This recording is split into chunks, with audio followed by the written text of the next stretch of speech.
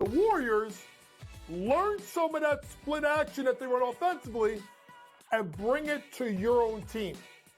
Folks, the name is Kenny Atkinson. Every time there is a job with a young core that needs to take the next step, I always think of Kenny Atkinson. Only on SportsGrid. The numbers might look crazy, especially depending on where you think Jared Goff falls in the National Football League. I would consider him, maybe as crazy as this sounds, a top 10 quarterback. And again, the theory behind paying your quarterbacks and your top-rated players, pay them earlier. The longer you wait, it only costs you money. If you have a top-flight wide receiver, pay him here. The Early Line. Only on SportsGrid. The Bostonian versus the Book. That was Aaron Rodgers' thing. To your quarterback in the first round. Yeah. It's a luxury pick. We don't have the luxury. We're trying to win right now. I'm in a window right now, and you're going to say, no, we're going to plan this for the future. With a guy who had 4 seasons ended by injury. 4. Like, Michael Penix is a walking injury. Like, what are you doing taking him in the top 10? The Bostonian versus the Book. Using the parlays against one another, right? And being able to get a little bit of juice consig, I found to be a little interesting. Believe me, all the rhombuses and parallelograms are constantly trying to search and find out those things every day.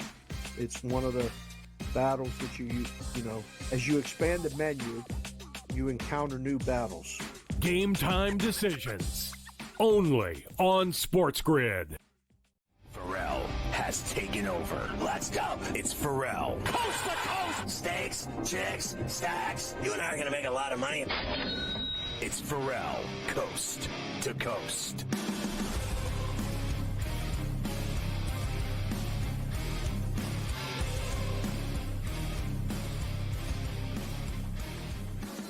So the last thing I'll say about it, Carver High, we'll get into baseball, is like I couldn't even believe how pathetic the refs were in that game, that they called it a common foul, and then 24 hours later they upgraded it to a flagrant one. Little late for that, don't you think? Geniuses. I mean, honestly, like what good did that do?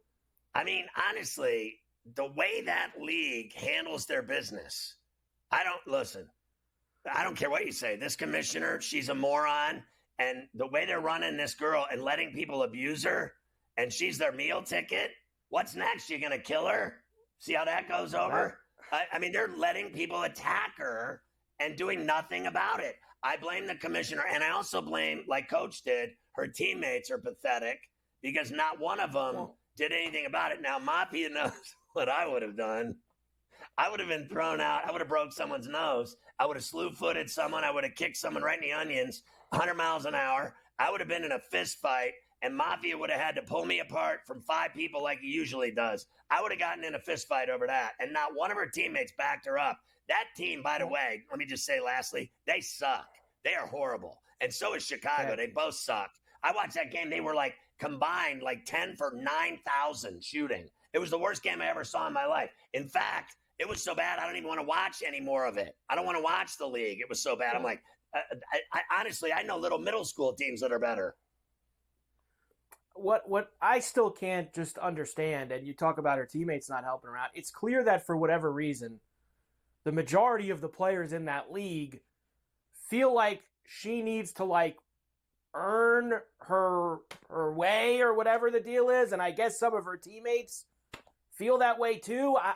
I don't know why you'd be so mad that people are actually watching your product regularly for the first time. Right. In, let's just be frank, ever. It makes them look stupid. Okay, let's just say it like it is. Ever. It is. In quite honest. And I know the ratings have been going up the last few years. Blah, blah, blah. No, they haven't. The WNBA has not moved the needle like it has since she's come in the league in the last month in terms of they had 18,000 people at that joint, the field house down there, to watch those games. They were drawing like 2,500 before that. So they weren't playing at the field house. They weren't. And that's why they're moving all the games and all the other cities to the bigger arenas because she's coming in. And I'll say this. She's like, she don't say anything bad about anyone. She takes the hits. She takes whatever's said. And she just keeps showing up every day and doing her thing. So at least she's got that, I guess, the right attitude about it. But I can't understand why everyone's so upset that she's bringing attention to the league. Does the NHL let people attack Wayne Gretzky when he played or Sidney Crosby? Do they let their star players get abused when that's their product that they're selling to the public? You're right. You are so right about that league. Listen, I said this yesterday on Betting Brotherhood. I wouldn't watch that league if you strapped me to a chair and duct taped me and tied me up and electrocuted me if I tried to change the channel. I never watched one game my whole life. Now, after watching that girl play basketball for 2 years, I watch so many women's games, I'm choking on them. I mean, I literally have gone from nothing to I'm all in. And it's because of her. No one else. Let me tell you another thing. I've never heard of that Carter chick in my life. And I know she's got game. I saw her. She can play. But I'd never heard of her in my life. And I really, I know those same ones Taurasi, Stewie, I know Inescu, because they gave us she got all her Nike commercials and everything. Otherwise, we'd never have heard of her either. No one gave a rat's ass about that WNBA. Never have, never will until this girl came along. And let me say one other thing. Have fun on them, planes you were flying on all these years, with all the regular folk. Now they're flying on charter planes and playing in sold-out arenas, and they're on network television because of her. And meanwhile, 90% of the league wants to take her head off and kill her. It's the most stupid thing I've ever seen in my life. How stupid are these people? I guess they all feel the same. Maybe they secretly all feel the same way this girl does on what she said on social media. She just shoots threes, and she's not. Maybe they think she has no game. I don't know. Maybe they think the attention isn't warranted. I don't get it, and that's what really just boggles my mind about the whole thing. That you would think that everyone would be happy that there's more attention and more money coming in, and there's just that you're bingo. Because what did you just say? I guarantee you, there's a lot of people like you who, after seeing what's going on, they're like, I don't need to watch this. This is silly. Like, what are we doing here? So it's going to happen. That's for sure. I have a lot of baseball for you. Let's get into it. A few things from yesterday. I know you watched that Yankee game. You better believe Yankees down late. Of course, Soto hit one in the first inning in his first at bat, and then he comes up, Scotty, with a chance to put the Yankees ahead. How about the Volpe triple before that, by the way, which kind of got lost in the shuffle to bring in that first run. And then Juan Soto on the Yes Network, his second tater of the day. The 1-0. Driven deep to right field. There it goes. See ya. A monster two-run home run. And the Yankees have come back to take a 6-5 lead. Oh, my. He crushed that.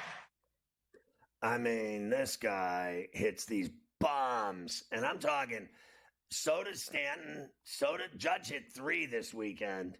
I mean, and, he's from there. He's from Northern California, so he was going to go play for the Giants, and instead he did the right thing, the American thing, and stayed with the Pinstripers, and then he went back there to haunt their ass. He hit 3 bombs this weekend, too, but Soto, he's got 17 already. He's going to hit 45, 50 home runs.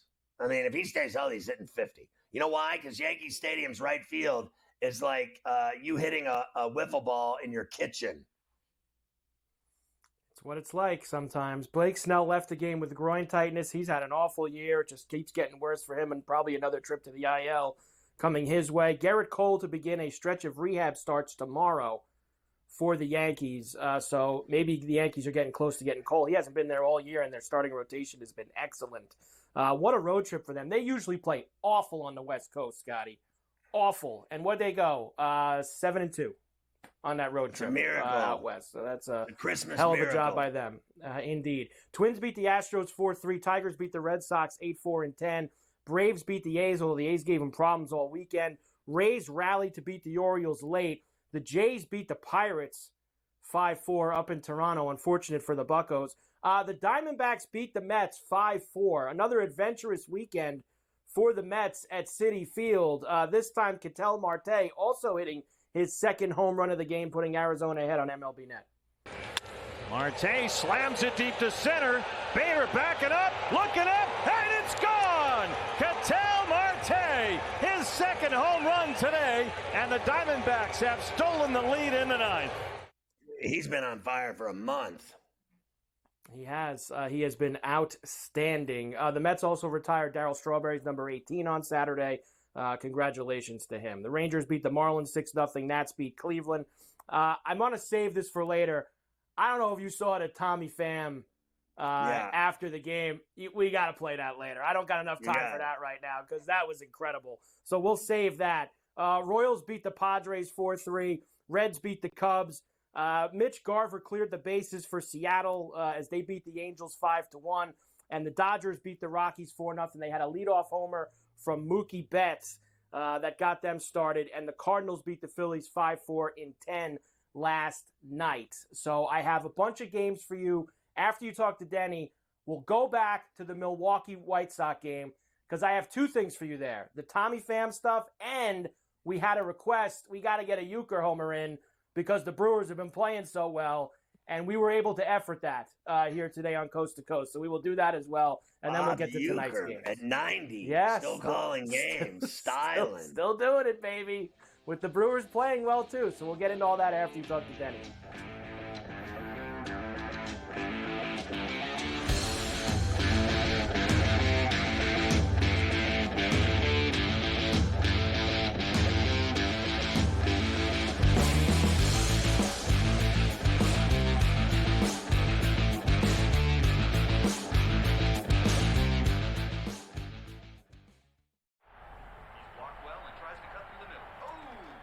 Your gut says Miami is going to win, and you should take the over. Your gut also said your NFT selfies would only go up in value. They didn't. But your head is on SportsGrid and knows the QB is in concussion protocol. The backup has a 45 QBR against the zone coverage. The New York D has the most sacks in the league. So yeah, trust your head. It's smarter to be on SportsGrid. There is going to be an energy to game time decisions that you will feel night in and night out. We're going to go through every single thing, and I've got a great team behind me that's going to help me get the job done. I want this to be the place that people come to. We are going to hit every single one of those markets that you need to know about. There is not going to be a better place, I promise you, than Game Time Decisions. We will have everything at our disposal, and we will use that to our advantage. I'm Kevin Walsh. Tune into Game Time Decisions from 6 to 8 p.m. Eastern on SportsGrid.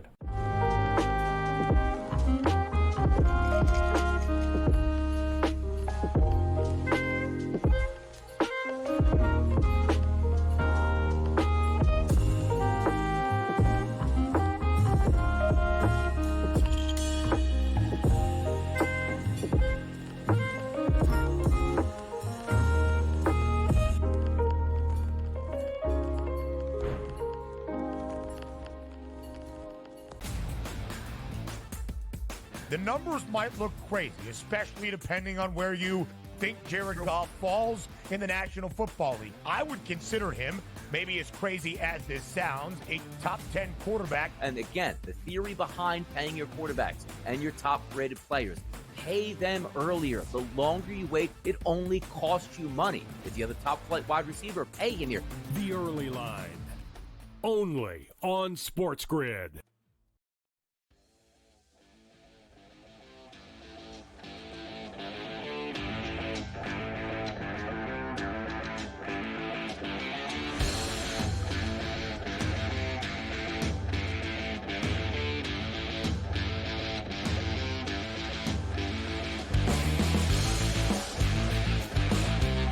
Always refreshing to see Elvis on a Monday. Denny Bernstein from the fourth period in NHL Radio on Sirius XM, our hockey insider on Coast to Coast. What a blessing.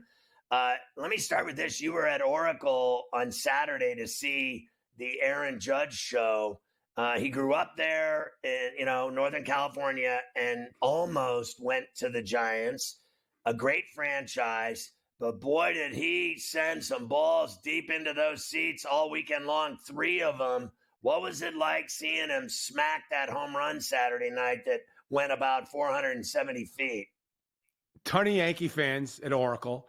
The Giant fans are tired of hearing about Aaron Judge. Even the ushers are like, oh, enough with that guy. Scotty, I've seen a lot of baseball, right? I'm over 60. I've never seen a ball hit harder than the first inning home run by Aaron Judge. 464 feet, 115 miles an hour off the bat. Just an incredible showing. And as you mentioned, Soto was just as good that weekend. They are a really, really good team. And they're a fun team. And you and Carver know, a couple of seasons ago, this team was so boring to watch. And all of a sudden, you put a Soto in the lineup, and Volpe emerges. It was a great weekend for the Yankees in San Francisco. And as a Yankee fan, I loved it. So I was sitting there. I had them on the run line yesterday, laying a run and a half, and they're down 5-4. And this guy, Volpe, hits the triple, and then Soto on that second pitch jacked that ball, and it was gone. And I mean, I went crazy. And then they still scored another run after Stanton roped one, and they covered the bet. It was unbelievable. So I want to start with this. The Oilers penalty killing, 28 straight, is sick. And then I guess no one's mocking their goaltending anymore. I think Skinner has been fantastic for them, and here they are. He was the better goalie in the series. And if you would have handicapped Jake Ottinger versus Stuart Skinner coming in, you would say advantage Stars. But look, here's the thing: big saves and big spots. And I'll tell you, Scotty, I was on with you, I think 2 weeks ago when the series started, and I said the 1 weak link was Jake Ottinger.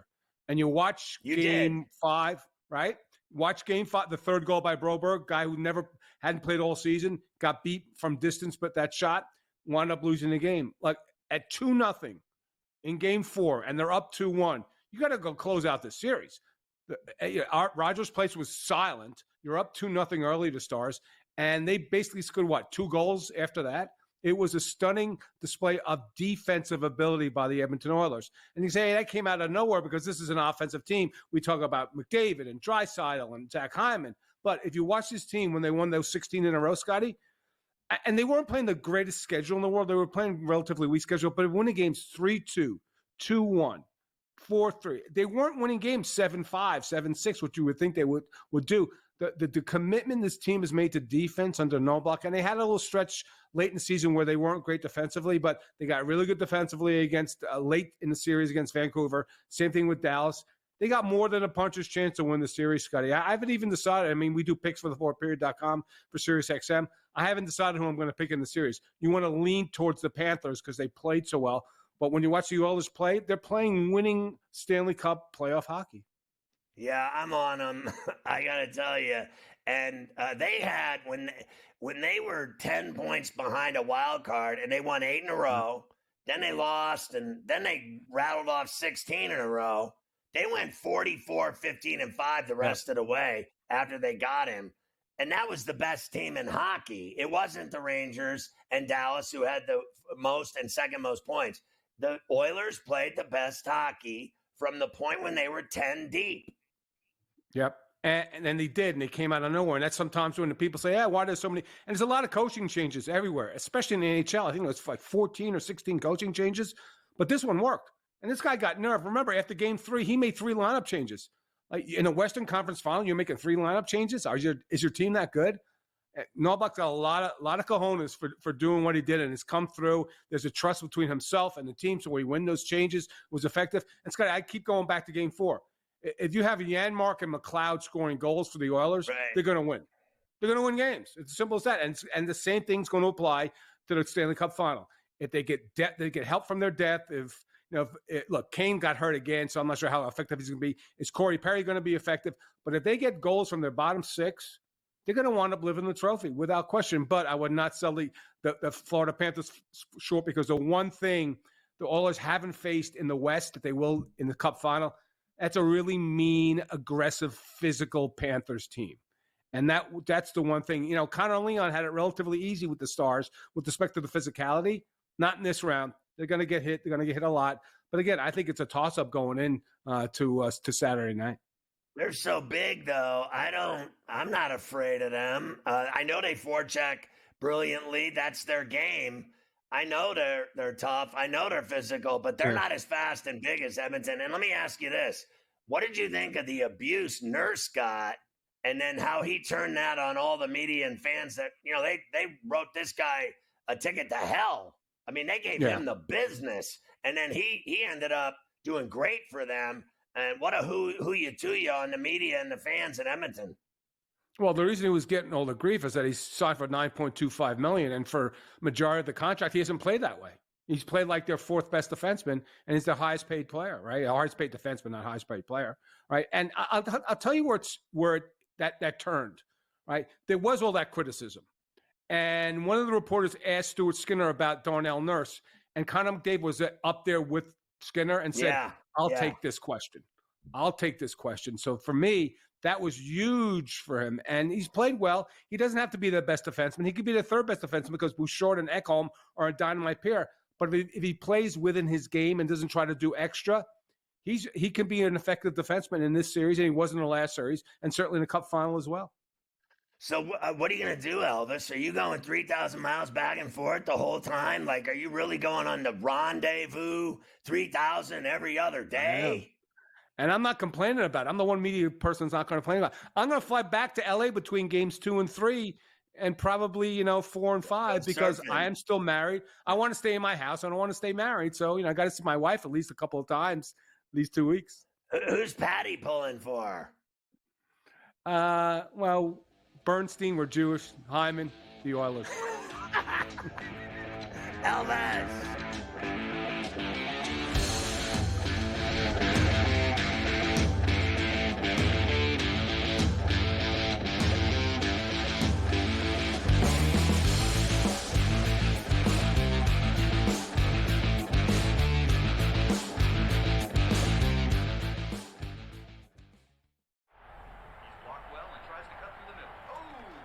Your gut says Miami is going to win, and you should take the over.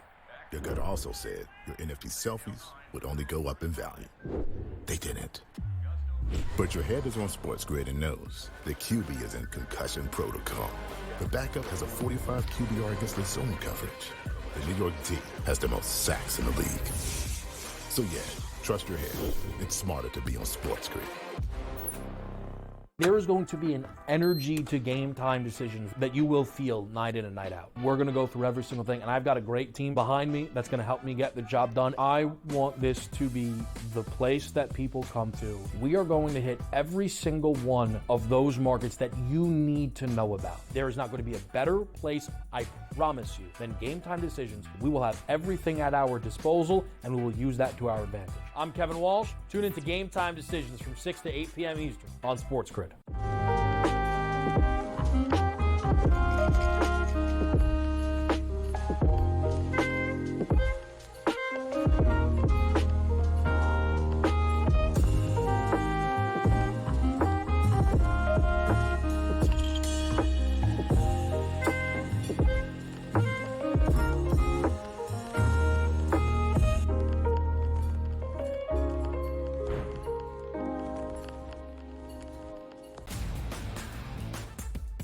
The numbers might look crazy, especially depending on where you think Jared Goff falls in the National Football League. I would consider him, maybe as crazy as this sounds, a top 10 quarterback. And again, the theory behind paying your quarterbacks and your top-rated players, pay them earlier. The longer you wait, it only costs you money. If you have a top-flight wide receiver, pay him here. The Early Line, only on SportsGrid.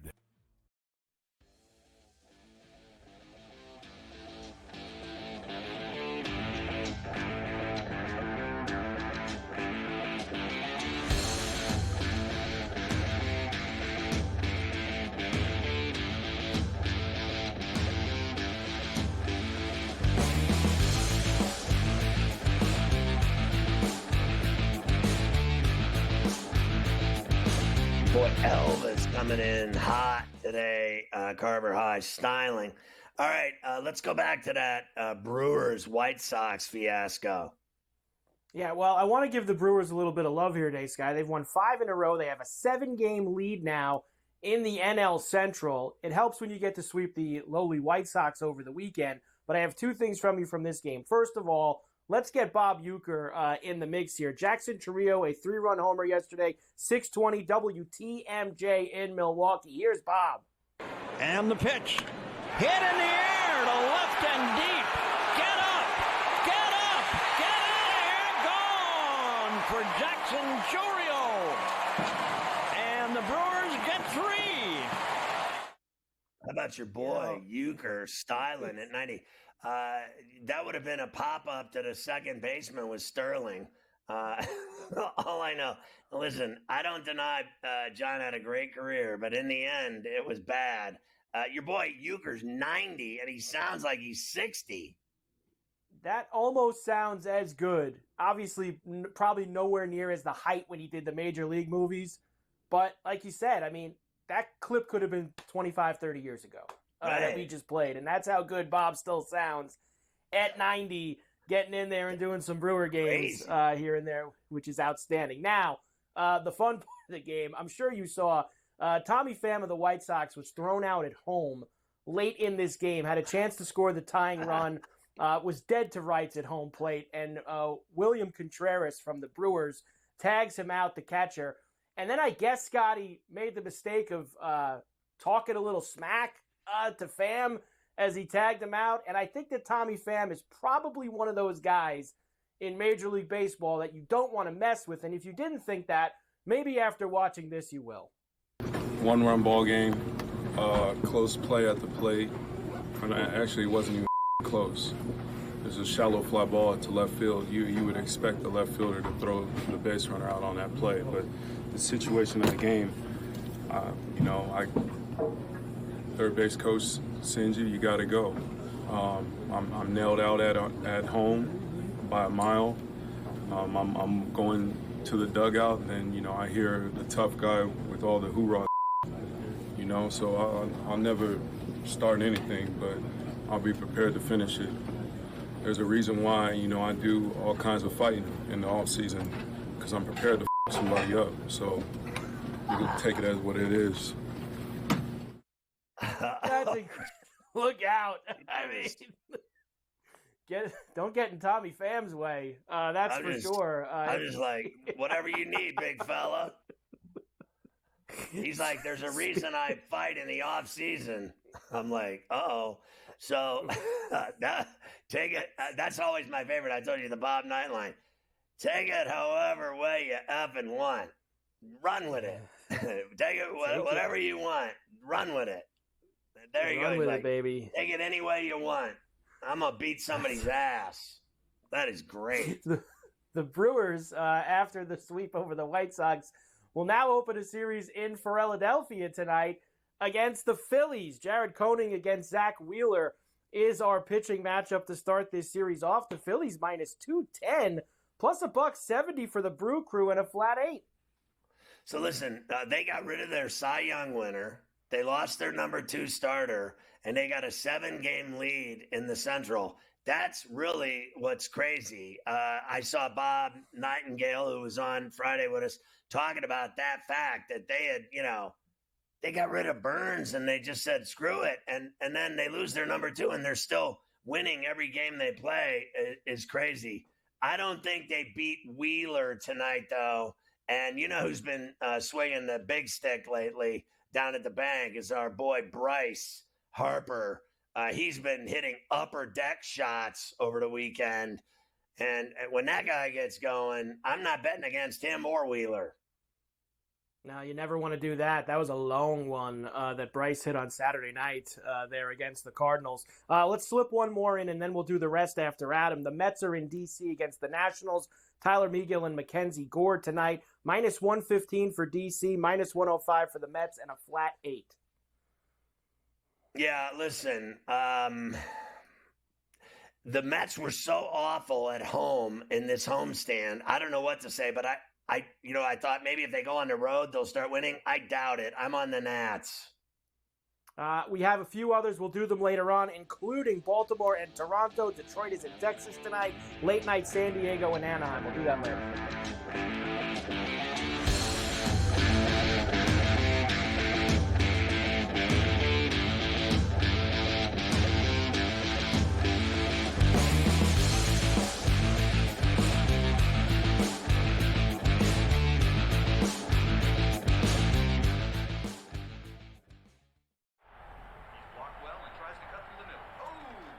Your gut says Miami is going to win, and you should take the over.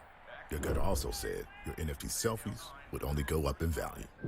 They didn't. But your head is on SportsGrid and knows the QB is in concussion protocol. The backup has a 45 QBR against the zone coverage. The New York D has the most sacks in the league. So yeah, trust your head. It's smarter to be on SportsGrid.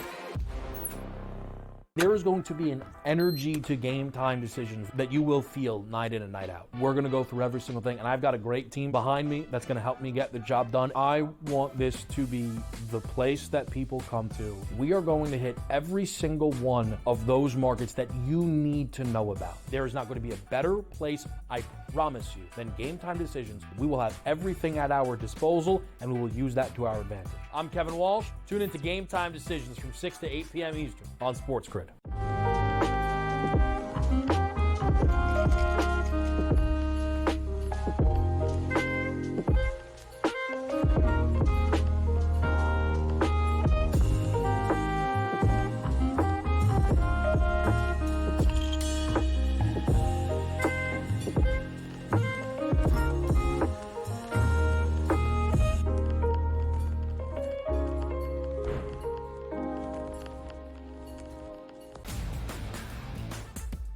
The numbers might look crazy, especially depending on where you think Jared Goff falls in the National Football League. I would consider him, maybe as crazy as this sounds, a top 10 quarterback. And again, the theory behind paying your quarterbacks and your top-rated players, pay them earlier. The longer you wait, it only costs you money. If you have a top-flight wide receiver, pay him here.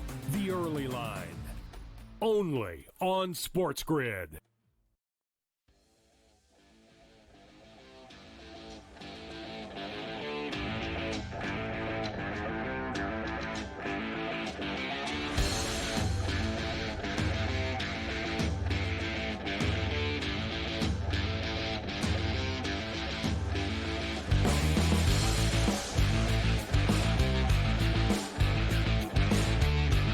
Adam Caplan is our NFL insider on SportsGrid, and thank God on Coast to Coast. You can follow him for free on X at Caplan NFL. Well over 2 decades and a half covering the National Football League, and he gives us the skinny on everything all year long.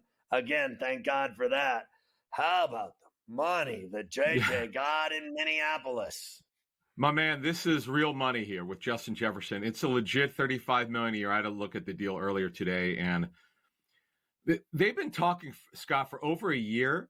And as I told you last week, it'll get done before training camp, probably well before it. Didn't know it was going to get done quite this quickly. But the great thing is both sides had urgency.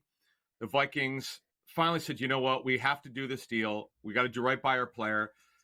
Kwesi Adolfo-Menso, their GM, made this clear earlier this year. They're going to get this deal done. Despite all the rumors about potential trade, none of it was true. The bottom line is they were going to extend his deal one way or the other. And I got to give them credit. This is not their typical structure that they do. They're guaranteeing $70 million in the first 2 years. The guarantee is really high. Justin Jefferson, Scott, is now resetting the wide receiver market. It's really an incredible deal. Got to give his agents credit. And also from the Vikings standpoint, Rob Basinski, their contract negotiator, who does a great job, found a way to get this deal done. This was not an easy deal. But what happens now, this helps the other receivers who are unsigned. We talked about this last week, and we can update it. Now we know it's $35 million. It's top of the market. Beats A.J. Brown's deal at $32 million a season by $3 million a year. Now if you're a guy like CeeDee Lamb, the Cowboys, who unfortunately continue to wait. They continue to wait to get deals done. It costs them more and more and more. You can go back 30 years. And the Emmitt Smith deal where they didn't get the deal done, they had to back up the Brinks truck to get that deal done. They've done it time and time again. They've waited. So the Cowboys, now they know the number. If you're CeeDee Lamb, his numbers are similar, not quite as good as Justin Jefferson's, but they're similar. That deal will become between 33 and 35 million. That was the number that a lot of people around the league pegged for Jefferson. He got the top. He got 35 million. Lamb will try to get closer to 35 million. It will be hard. And don't forget, the Cowboys want to get Micah Parsons' deal done, Scott. That's another priority for them. They unfortunately are not getting Dak Prescott's deal done.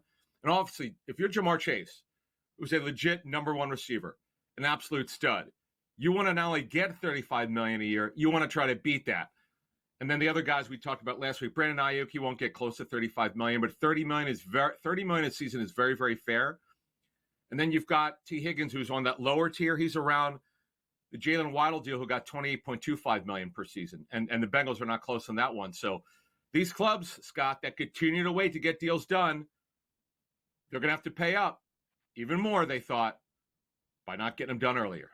Well, so let's talk about the Bengals for a second. How are they going to pay Chase, and what are his numbers in concert with JJ's in Minneapolis?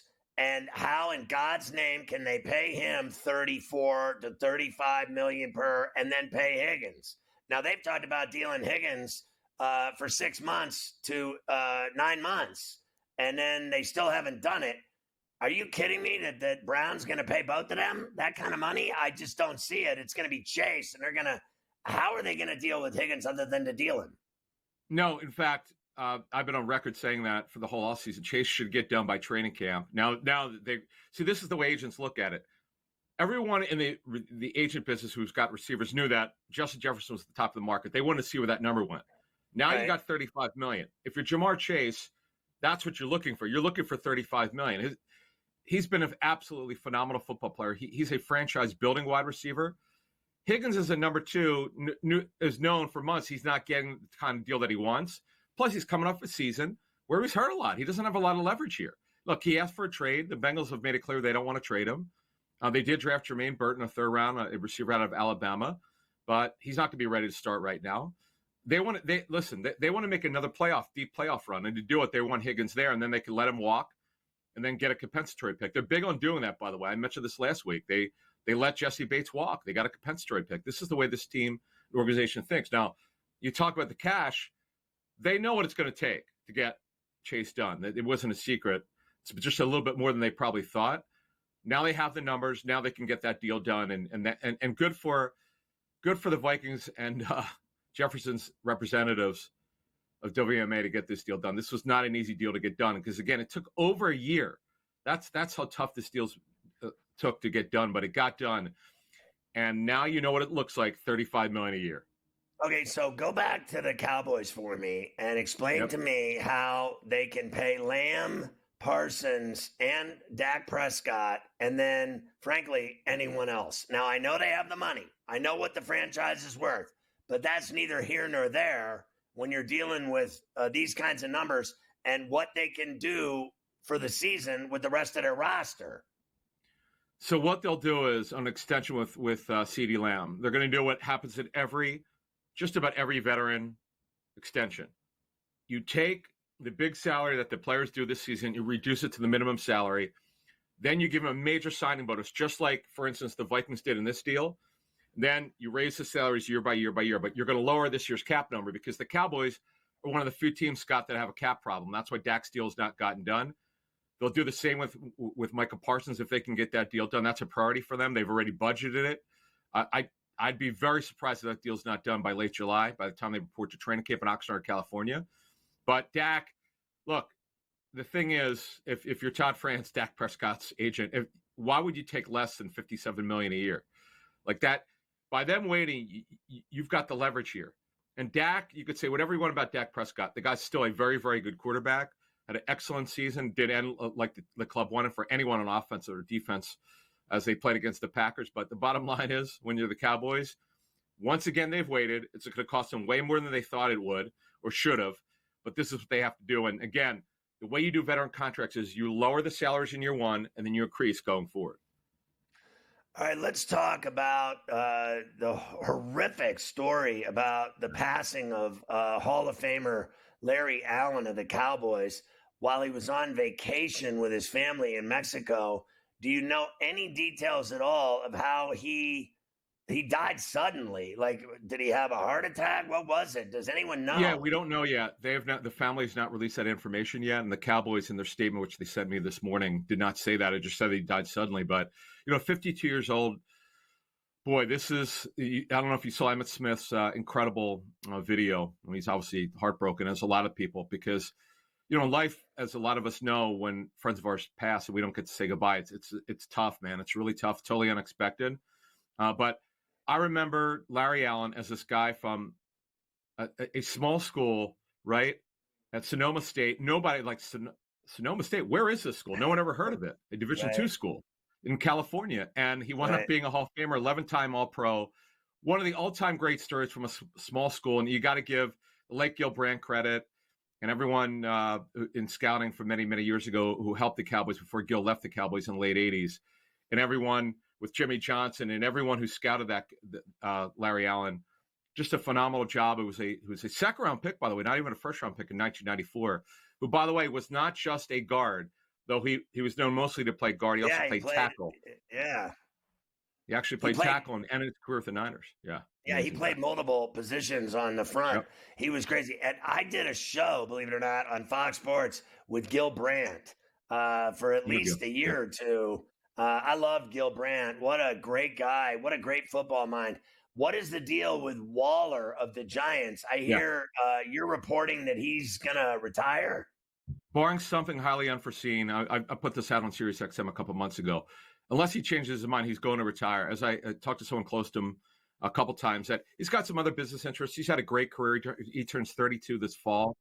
And you remember, Scott, he's overcome an incredible amount of personal issues and has been able to revive his career. And barring something highly unforeseen, he's expected to retire.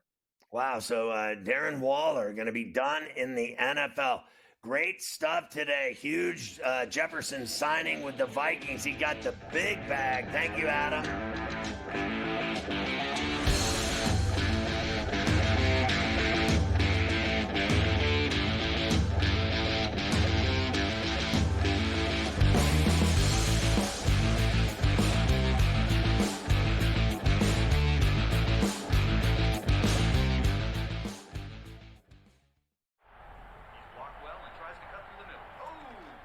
Your gut says Miami is going to win, and you should take the over.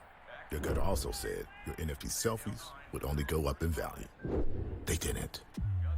But your head is on SportsGrid and knows the QB is in concussion protocol. The backup has a 45 QBR against the zone coverage.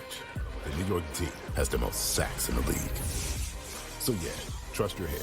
It's smarter to be on SportsGrid. There is going to be an energy to game time decisions that you will feel night in and night out. We're going to go through every single thing, and I've got a great team behind me that's going to help me get the job done. I want this to be the place that people come to. We are going to hit every single one of those markets that you need to know about. There is not going to be a better place, I promise you, than Game Time Decisions. We will have everything at our disposal, and we will use that to our advantage. I'm Kevin Walsh. Tune into Game Time Decisions from 6 to 8 p.m. Eastern on SportsGrid.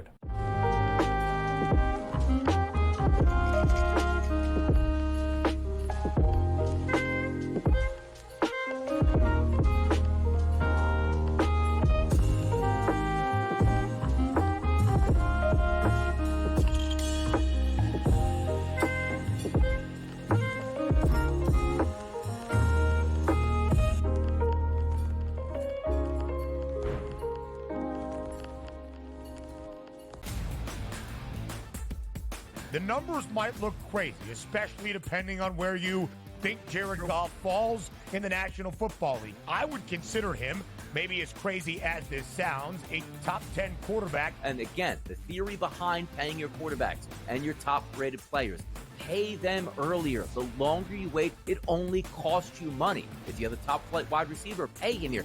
The Early Line, only on SportsGrid.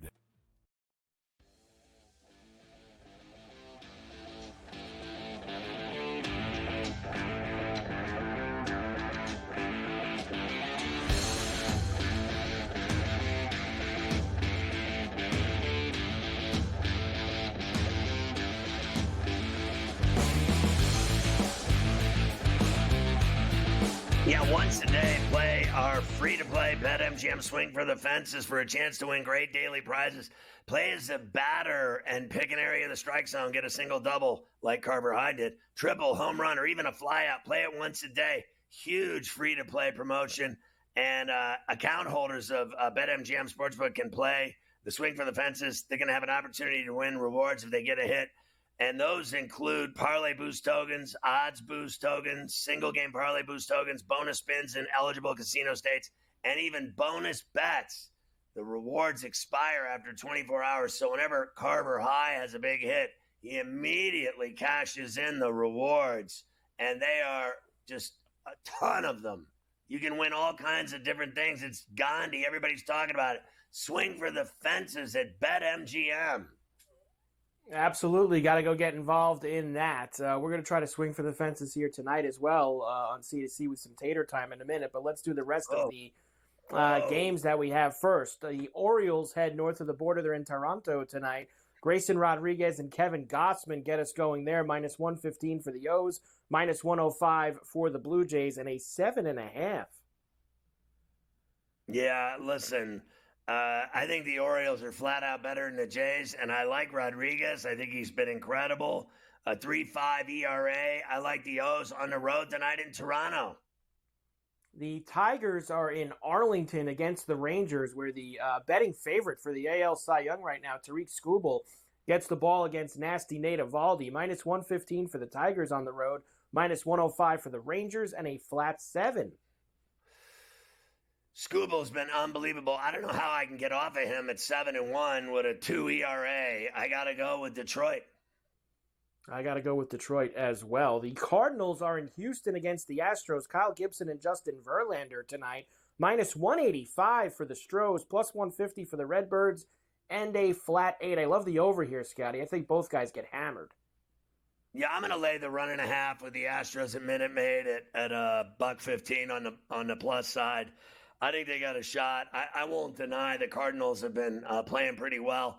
Played last night in Philly on Sunday Night Baseball and then have to go play Verlander in Houston. I think that catches up with them.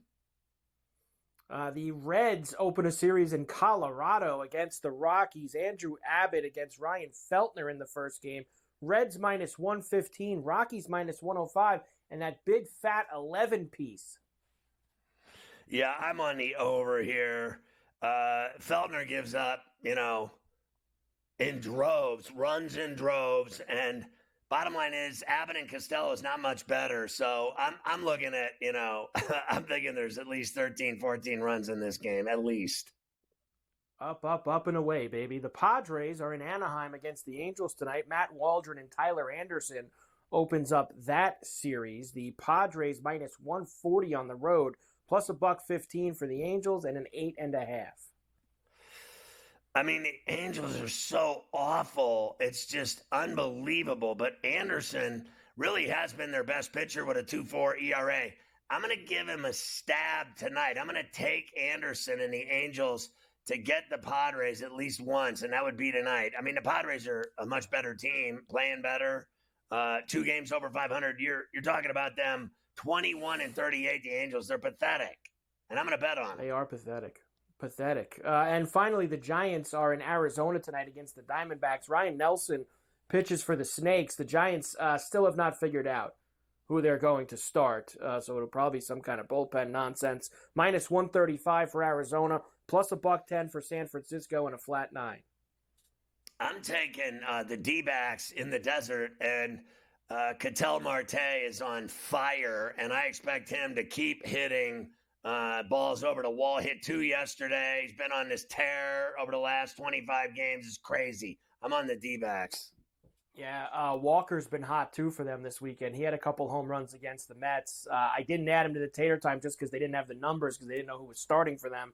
But Walker and Marte tonight for the tater time, if you'd like a little add-on. Here's the rest of the list, Scotty, that we have. Santander, he beats up on Gossman, plus 475 for him. Bregman destroys Kyle Gibson. Actually, a bunch of guys on the Astros, Scotty. That's why you were laying that 1.5. Bregman, Tucker, Abreu, Tucker, Jordan, they all have great numbers off of him, plus 600. Bryce Harper's on fire, plus 260. Tatis against Tyler Anderson at plus 310. And Spencer Steer, I thought had the best price out of all those red guys at Coors Field against Feltner tonight. So we'll try to go yard with him at plus 425. I love the tater tots. Let's go. Let's go. Little tater action for us. That's what we all need. Golf over the weekend. Bobby Mack. Robert McIntyre wins the RBC Canadian Open. His first ever, the Scotsman, his first ever win on the PGA Tour. He had his dad on the bag too, Scotty. I'm sure you saw the entire story. I love Bobby Mack. I'm actually mad at myself because I've been on Bobby Mack so many times in the past. For me to not be on him this week when he finally wins, it bothered me, Scotty. I'm not going to lie. Yeah, how about this? I was rooting for him all weekend, and my boy Mickey, the Prophet, my guy that I do Ferrall on a bench with, he's in Edinburgh right now in Scotland for 8 days. Wow. Staying at some sick-ass 5-star place, going on some bike tour of Scotland. And I'm like, and Mafia knows he went over there, so I was like, my man McIntyre just won the Canadian Open. They're going to be partying in Edinburgh tonight in the pubs. You might want to hit the pub and have a few freshies. In fact, Bobby Mack won entry into the Memorial this week, Jack's tournament. He gave it the stiff arm to go home and party. Withdrew today from the Memorial. Guy wins a tournament, says, I'm going home to party. Called the mom, I'm not coming to the Memorial. You can have it, Jack. I want to go party my first ever PGA Tour win back in Scotland. So God good for him. Real Madrid beat Dortmund 2-0 in the Champions League final. Very upsetting for us who are all rooting for Dortmund. And the rich get richer, as despite winning the Champions League, Real Madrid now gets to add Mbappe to their arsenal, Scotty. So that'll be good for them next year. They'll win again. We talked about it. So who's going to win the Euros is what I want to know. Euros right now, England and France are the favorites. We will, of course, have a lot more time for that. Germany's up. Germany's the host, and they're going to be big favorites for us too.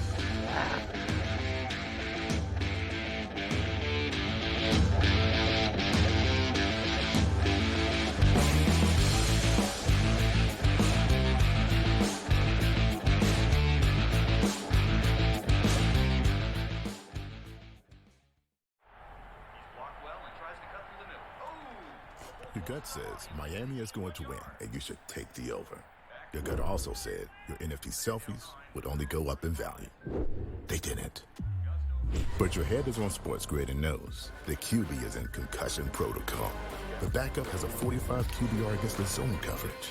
The New York D has the most sacks in the league. So yeah, trust your head. It's smarter to be on SportsGrid.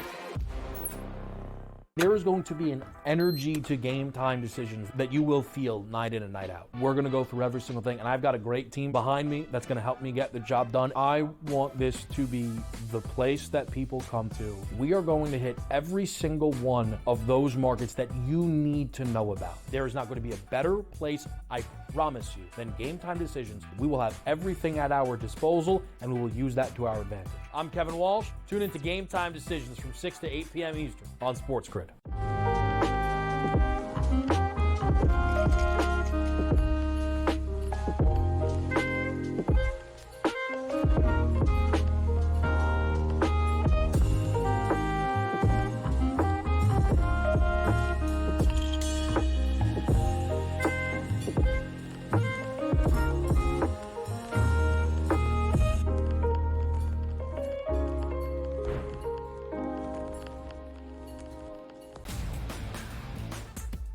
The numbers might look crazy, especially depending on where you think Jared Goff falls in the National Football League. I would consider him, maybe as crazy as this sounds, a top 10 quarterback. And again, the theory behind paying your quarterbacks and your top-rated players, pay them earlier. The longer you wait, it only costs you money. If you have a top-flight wide receiver, pay him here. The Early Line, only on SportsGrid.